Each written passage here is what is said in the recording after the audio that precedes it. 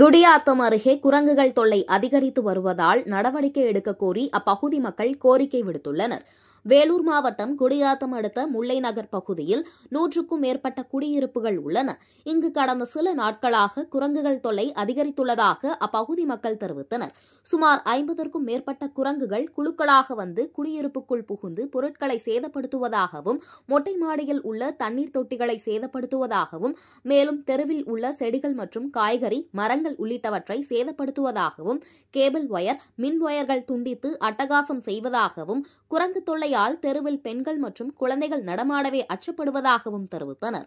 எனவே உடனடியாக முல்லை நகர் பகுதியில் சுற்றித் திரியும் குரங்குகளை பிடிக்க உரிய நடவடிக்கை எடுக்க வேண்டும் எனவும் அப்பகுதி மக்கள் கோரிக்கை விடுத்துள்ளனர்.